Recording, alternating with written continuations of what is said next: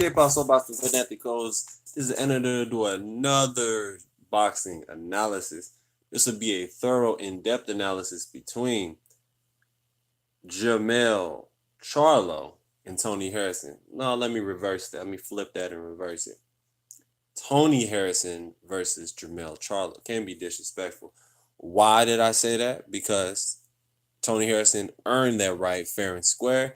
He defeated Charlo in the first fight. I don't care what anybody says, and this is coming from a Charlo supporter. I believe that Charlo has had it pretty easy up until that point. Of course, he's done great things, knocking out Lubin. Was one of his biggest wins, if not his biggest win, in impressive fashion really quickly.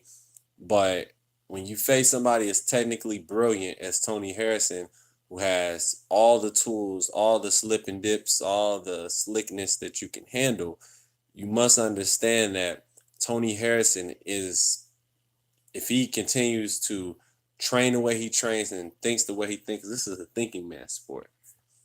It's not about brute strength all the time. It's about intelligence in the lower weight divisions a lot of the time.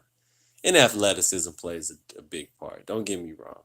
Charlo wouldn't be Charlo if his athleticism didn't get him to this point, but he's also done it by having great timing and being intelligent and using a really, really great jab. So there's different factors in this second fight that I'm be looking for and from both fighters.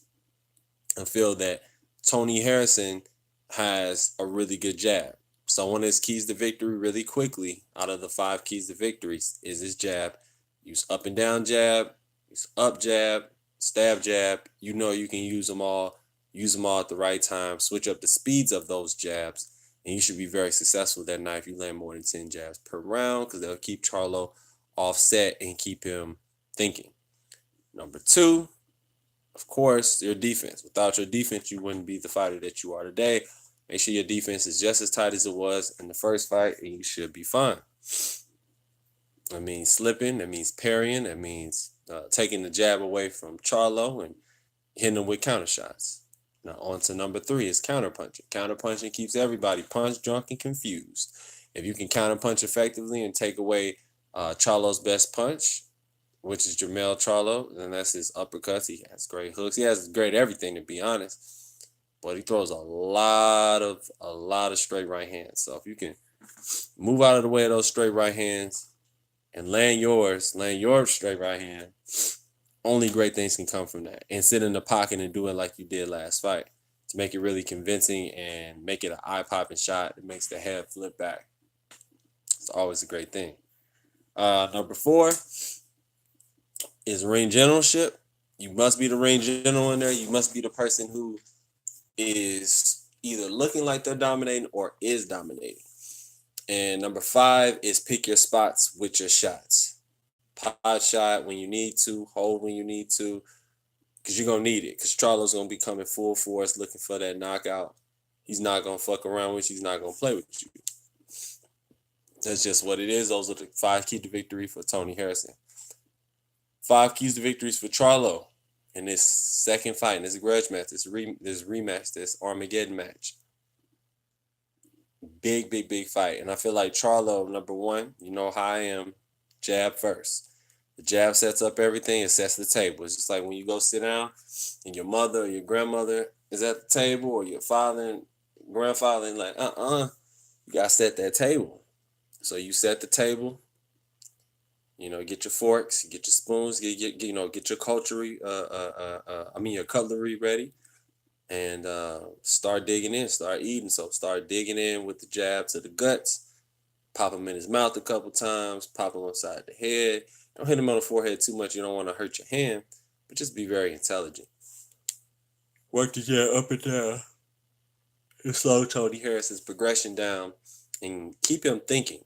But keep him overthinking so you can commit to your punches and, hurt him with some good counters after you throw your jab. Because he's going to try to commit. Once he commits, if you're fast enough, if you're witty enough, if you're slick enough, you can start hitting him with your own punches. Number 2, have a rhythm and set the pace. Get your rhythm, meaning you can get your range and distance down set the pace, meaning fast pace. It's just like in basketball. Somebody got a really good first step and then get to the rim every time with the layup going left, and you're not good at guarding lefties going left. You're going to get burned every time. And that's what Charlo needs to think in conjunction with this fight. Uh, if you look at it from an analogy point of view, it's best if Charlo takes his time and finds his range and picks his spots and sets the pace and start pressing the fight in the mid rounds, where you'll have Harrison slowed down and kind of sluggish from hitting him so much to the body and being very intelligent with picking your shots and popping them with eye-popping shots so you get the judge's attention and make Harrison have to open up more. If he opens up more, you have more of a chance to knock him out and knock him down. It's going to be hard because he has really good defense. And he's from the Midwest, just like me. And us Midwest boxers are taught defense way before we're taught offense. And defense is a huge, huge, huge increment. It's a huge profession of our profession as boxers, especially being a pro boxer. You have to be very assertive. Number 3, be assertive.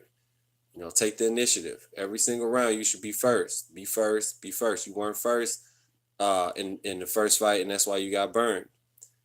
So be first. Number 4, throw a lot of punches. You can never beat that. Train to throw a lot of punches. You're going to hit air a lot. It's Tony Harrison. This is not your typical fighter. This is not something easy. So you're going to have to train to do things differently.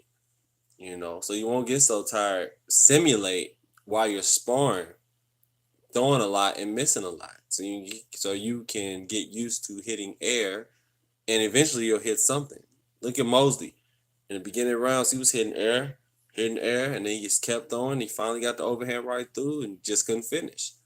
You want to at least hurt him to the point he's hurt, and practice backing up so when he tries to hold you, you can launch him with an uppercut, or launch him with something that he don't see coming because he's already dazed and he's already buzzed. Those are things you should be working on in the gym regardless, and working on your inside game. If I'm not at number 5, for number 5, you definitely want to be the ring general. It's always very important for any fighter. Be the ring general, take over from round 1, set the tone, set the pace, be fast, be furious, be Charlo, be Lions only. That's pretty much what I have. I feel Tony Harrison is gonna dominate again for some strange reason. I'm a big Charlo fan, but something's telling me Charlo's gonna be over anxious, angry. And you can't be angry. You have to be controlled. You have to be focused, and you have to have controlled anger. Unless you're Deontay Wilder, but if you're not him, you need to have controlled anger in the ring. I just feel like Tony Harrison got his number. People forget he dominated those rounds. It was no contest to me. And if he could do it once, he could do it again. Very bold analysis, I know. You're not gonna stop him. Charlo's not gonna allow him to get stopped. I don't see that. It's definitely gonna just go to decision again. Hard fought decision for Tony Harrison, and he retains his title. And he moves on to face a hurt. Get his revenge, get his rematch back. So that's what I have.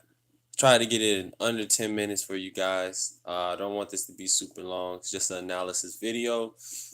If I have any other videos that I'm thinking about going more in depth and more in detail with Charlo and Harrison, I will make another video about it. Probably deeper into, their backstory, their lives, or maybe even get more into the differences between height and reach and all those disadvantages and advantages that both have against one another. So my battery is telling me that I got a low battery. It's about to die. So thank you all for coming onto the chat. The people who did come into the chat, and for people who did not, don't forget to hit that like button, hit the subscribe button, hit that super chat if you want to donate to my channel.